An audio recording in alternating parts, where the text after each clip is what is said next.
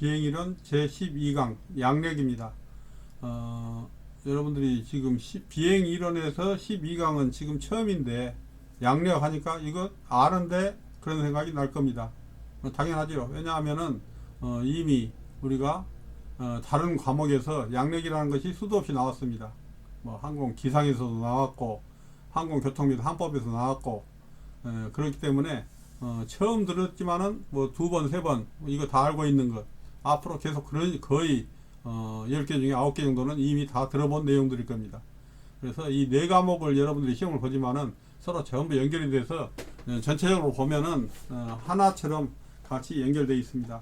그래서 이번에는 양력에 대해서 좀 길게 어떤 설명이 될 겁니다. 양력을 한번 살펴보겠습니다. 먼저 밀도, 뭐 이런 것은 뭐 항공기사에서 아주 자세히 나왔죠. 밀도 하면 생각난 것이 공기도 어떻게 보면은 뭐 무게가 있는 거고 어떻게 보면 밀도가 당연히 있죠. 밀도가 낮다 그 말은 우리가 얼른 생각하면은 하늘로 올라갈수록 공기 밀도는 낮아지죠. 그러면은 공기에 공급되는 양이 적어서 어떻게 돼요? 그러면 동력도 작아지고 밀도가 낮은 공기에서는 프로펠러 효력이 감소되고, 왜냐하면 공기 밀도가 낮단 말은 내가 그 공기에 대한 저항력이 없어서 어떤 공기에 어떤 힘이 있어야 그 힘을 가지고 추진력이 생기는데 공기 밀도가 적으니까 평상시하고 똑같이 예를 들어서 낮은 곳에서 추진했던 똑같은 어떤 엔진 출력을 하면은 고도가 높은 데서는 훨씬 효율이 떨어집니다. 공기가 작아서 힘을 못 내는 거죠. 추력이 작아지면 당연히 양력도 작아지고 추진력은 추진력이죠. 앞으로 가는 거죠. 추력은 양력은 위로 띄우는 거고, 앞으로 가야 어떤 날개의 어떤 뭐 양력을 받아서 갈 건데 앞으로 못 가면 양력도 그만큼 적어질 겁니다. 성능이 저하된다. 위로 올라갈수록 공기 양이 적다. 항공기 성능은 저하된다. 이건 여러분들이 알고 있는 내용입니다. 그 다음에 밀도와 압력. 공기 온도가 일정할 때 공기가 압축되면 일정한 공간에 공기 양은 많아지고, 제한된 어떤 최적 안에 밀어넣으면, 압축기로 밀어넣으면 공기 양은 당연히 많이 들어가겠죠. 압력이 감소하면 공기가 팽창하면서 공기 양이 감소하므로 밀도가 낮아진다 그 말이죠. 밀도가 그렇게 하면은, 그래서 압력이 높아지면 밀도가 높아지고 압력이 낮아지면 밀도가 감소한다. 뭐 그것은 상식적인 겁니다. 갑자기 이렇게 말하니까 이게 무슨 말이냐고 더 어떻게 보면 혼동스러울 수 있는데 우리 생각한 대로입니다. 뭐 안 읽은 것이 나올 수 있습니다. 밀도가 높으면 압력이 높아지고 밀도가 낮으면 압력이 낮아진다 그 말을 우리 학술적으로 풀어 쓰다 보면 이렇게 복잡해집니다. 어렵게 생각하지 마시고 우리 생각난 대로 생각하시면 답입니다. 그것이. 자, 밀도와 온도. 실제 대기 온도는 높아짐에 따라서 기온이 낮아지고 그러죠. 점차 1000피트 올라갈 때마다 2도씨씩 표준 등기에서는 낮아진다 했습니다. 대기는 고도가 높아지면서 기온이 낮아지고 기압도 감소하므로 고도가 높아지면 공기 밀도는 감소한다. 처음에 나왔던 거랑 똑같죠. 올라갈수록 공기 밀도가 감소한다 했습니다. 기온도 낮아지고 기압도 감소하고, 공기 압력이니까 공기가 많으면 높고 높은 데는 공기가 적겠죠. 그러니까 낮죠. 자, 밀도와 습도. 실제 대기에는 공기보다 가벼운 수증기가 포함되어 있으며, 근데 우리가 생각할 때는 수증기가 물이니까 공기보다 더 무거운 거 아닌가 그런 생각을 하시죠. 저도 그렇게 생각을 많이 했습니다. 옛날에는. 근데 쉽게 생각합시다. 우리가 밥 하는데 예를 들어서 라면을 끓일 때 라면 뚜껑을 열면 어때요? 수증기가 내려갑니까? 올라갑니까? 올라가죠. 그 말은 공기보다 가벼우니까 올라간 겁니다. 아주 쉽습니다. 생각하는 것이.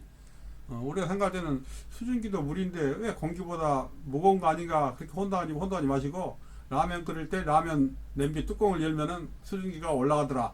그 말은 공기보다 가볍다. 그렇게 하면 뭐 쉽게 정리가 됩니다. 가벼운 수증기는 공기 입자를 대체하므로 습한 공기는 건조한 공기에 비해서 단위 체적당 공기 양이 적어서 밀도가 낮아진다. 습기가 예를 들어 수증기가 차버리면은 그만큼 공기가 들어갈 자리가 없죠. 공기가 낮아진다, 밀도가 낮아진다 그 말입니다.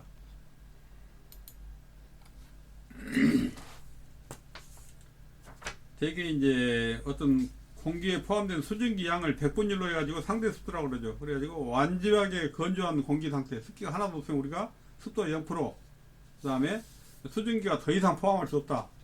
그럴 때는 100% 그렇게 상대 습도로 얘기를 하고 있죠. 그래서 이제 따뜻한 공기일수록 상대 습도가 높고 상대 습도가 높을수록 공기 밀도는 희박해서 항공기 성능은 저하됩니다. 이제 우리 이제 중학교 때 뭐 물리 시간으로 됐습니다. 뉴턴의 운동 법칙. 이게 크게 중요한 건 아니지만은 모든 어떤 움직이는 것은 운동 법칙이 적용이 되니까 뭐 제1법칙, 2법칙, 3법칙은 뭐 그게 중요하지 않고 자, 관성의 법칙, 운동 법칙, 작용 반작용의 법칙 이 세 개가 있는데 관성의 법칙 다 이거 세 가지 다 압니다. 여러분들이 이미 배워서도 알고 실제로 지금도 알고 있고 관성이란 건 뭐예요? 한번 달리다 보면은 갑자기 우리가 서려고 보면은 못 쓰죠. 계속 가려던 힘이 있기 때문에 갑자기 뭐 브레이크를 못 잡죠. 브레이크를 못 잡는 그런 내용입니다. 그래서 모든 물체의 질량은 중심은 그 상태를 바꿀 만한 힘이 외부에 주어지지 않는 한 움직임을 멈추거나 시작하지 않는다. 하던 대로 하려고 한다. 그것이 바로 관성입니다. 계속 달리는 것을 잡으려고 할 때 그만큼 힘을 주지 않으면 못 잡는 계속 가는 대로 가는 것 그것이 관성이다. 그다음에 운동 법칙. 운동 결과로 물체에 작용하는 힘의 크기는 시간 변화에 대한 운동량 변화와 같다. 뭐 일 한 만큼 결과도 똑같다 이제 그 얘기입니다. 그다음 3법칙 이게 중요합니다. 작용과 반작용 법칙. 우리 비행기에서는 제일 중요한 게 작용 반작용입니다. 모든 운동은 작용에 대한 반대 방향으로 작용하는 반작용이 있으며 우리 비행기가 프로펠러를 돌려서 앞으로 나가면은 반대로 앞에서는 못 가게 하는 공기 저항력에 의해서 못 가게 하는 반작용이 있습니다. 작용은 앞으로 나가는 거고 반작용은 못 나가게 저항을 하는 거고 이게 작용 반작용이죠. 그래서 우리 비행기는 이게 중요합니다. 모든 운동은 작용에 대한 반대 방향으로 작용하는 반작용이 있으며 프로펠러 추진 항공기는 프로펠러를 회전시켜서 공기를 뒤로 밀어내고 밀어낸 공기의 반작용으로 항공기를 앞으로 전진시킨다. 다시 말해서 프로펠러 항공기는 공기가 없으면 못 가죠. 공기를 밀어내는 힘으로 가는 거니까.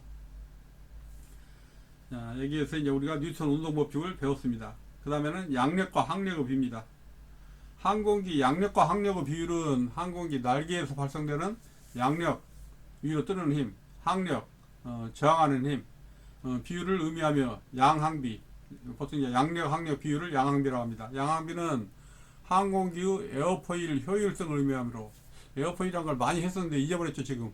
에어포일은 그냥 비행기 날개 생각하면 됩니다. 비행기 날개라고 생각하세요. 그게 제일 간단합니다.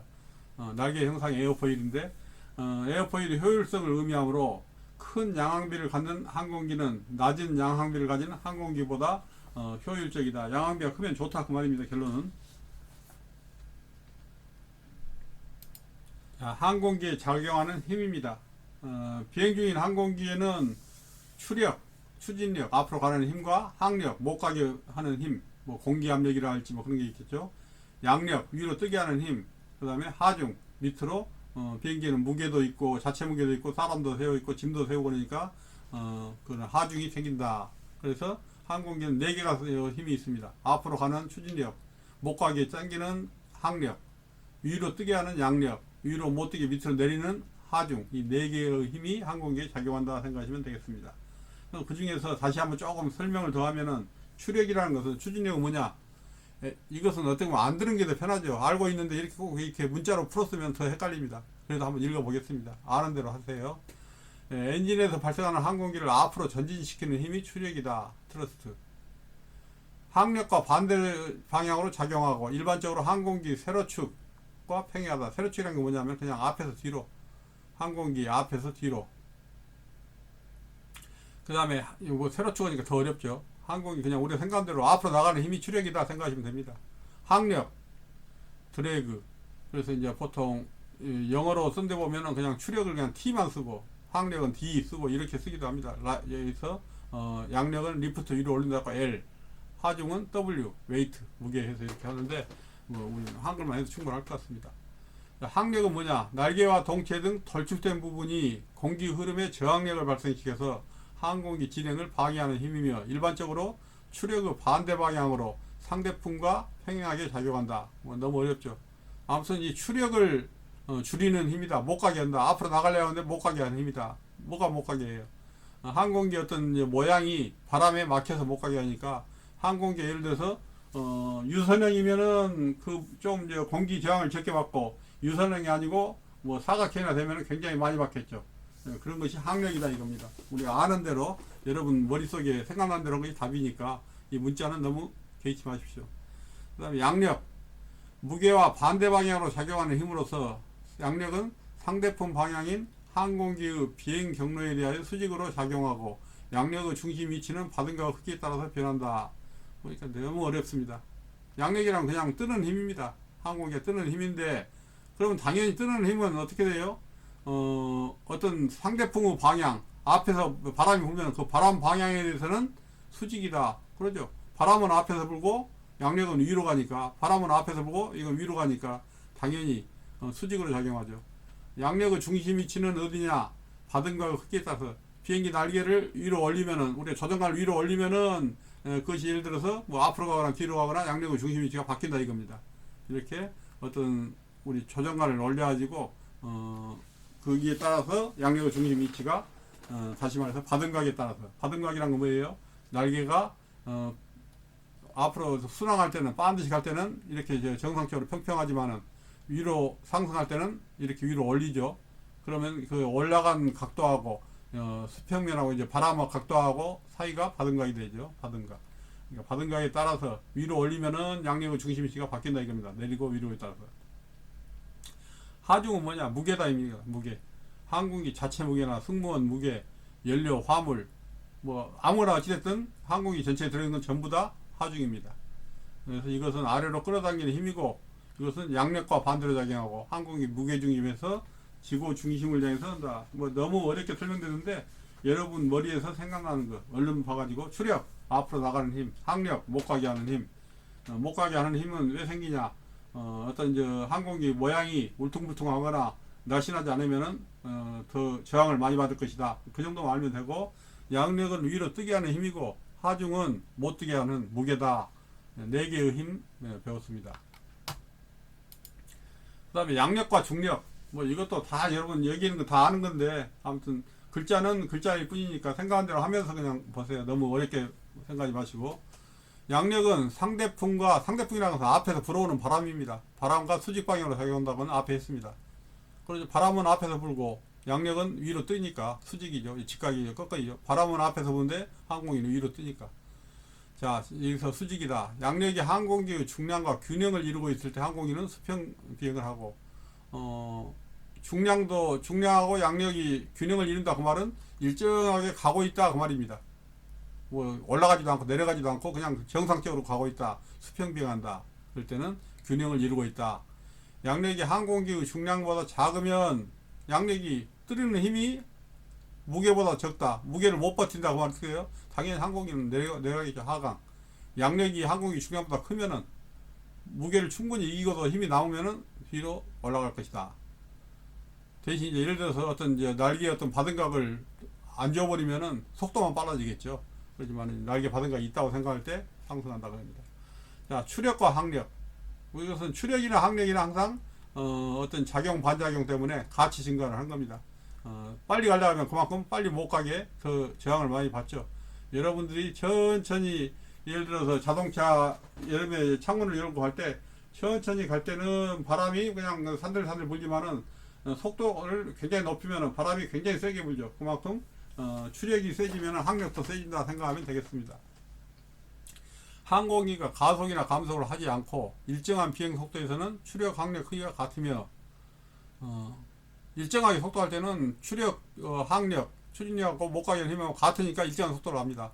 그 중에서 추진력이 커지면 더 빨리 갈 것이고, 저항력이 커지면 더 속도가 느려질 것이고, 그 말이죠. 뭐 답은 뒤에는 읽을 필요도 없습니다.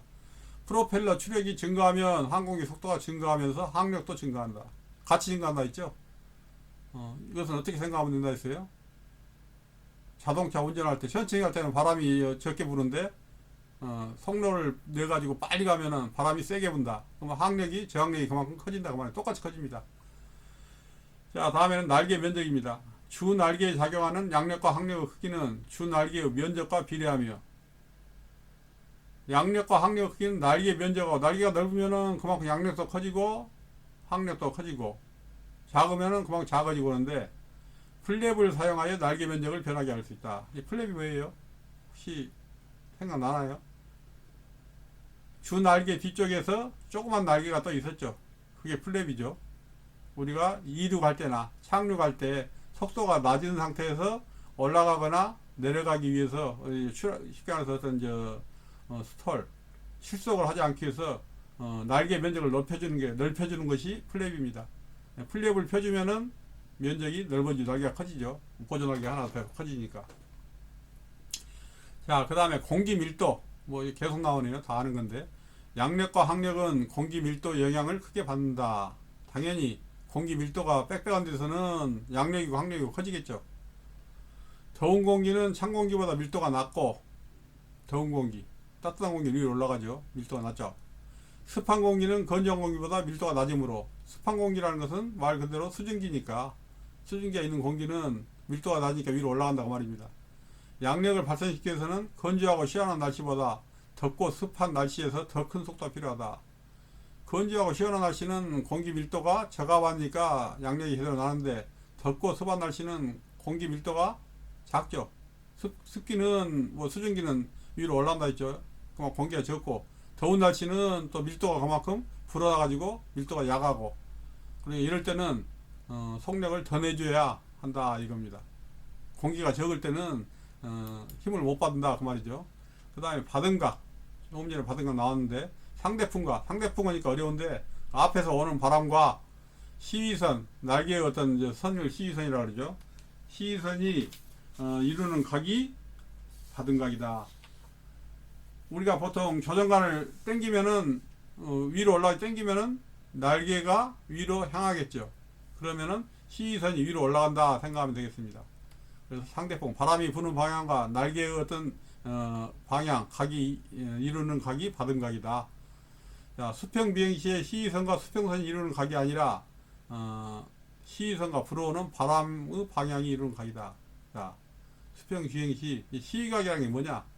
그냥 수평면에 대한 각도가 아니라 바람이 밑에서 불면은 바람이 부는 거하고 지금 날개 각도, 바람이 위에서 불면 위인대로 또 그렇게, 다시 말해서 바람과 각도지 어떤 수평면, 정해진 수평면 각도는 아니다 이겁니다.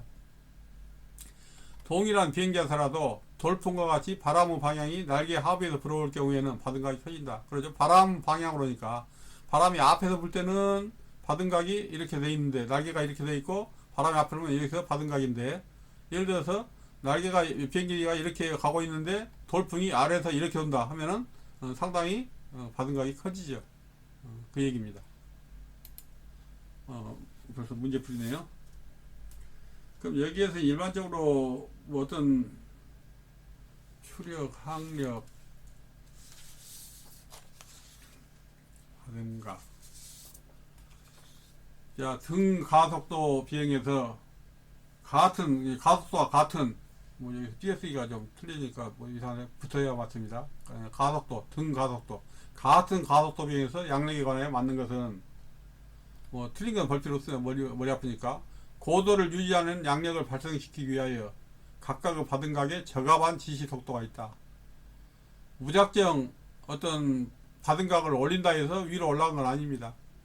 잘못하고 너무 많이 올리면은 힘을 못 받아서 실속이 되어서 추락하죠. 그래서 다 어디나 보면 적합한 지시 속도, 몇 도로 올렸을 때는 속도를 얼마 해야 한다 그게 나옵니다. 그래서 여러분들이 예를 들어 이륙할 때 하면은 45마일, 뭐 비행기별로 틀리겠지만은 50마일 되면은 뭐 예를 들어서 땡겨가지고 위로 올라간다 할지, 그래야지 속도가 다 안 나오고 있는데 30마일인데 땡겨봐야 그것은 뜨는 듯 하다가 바로 밑으로 떨어져 버립니다. 그래서 그런 정해져 있는 적합한 지시 속도가 있습니다. 그 다음에 두 번째, 수평 직선 비행에서 상승으로 전환 중에 받음각이 증가하면 양력은 어떻게 되는가? 어떻게 됩니까? 수평 직선 비행하다가 반드시 이렇게 가다가 상승으로 이렇게 받음각을 올려주면 어쩌냐? 그럴 때는 어떻게 해요? 순간적으로 증가하죠. 받음각을 하면은 양력은 당연히 저항을 많이 받으니까 순간적으로 올라갑니다. 그 뒷일은 이제 뒷일이고, 일단 순간적으로는 그래서 받음각이 증가하면 양력도 증가를 합니다. 그 다음에 다음 문제가 또 있네.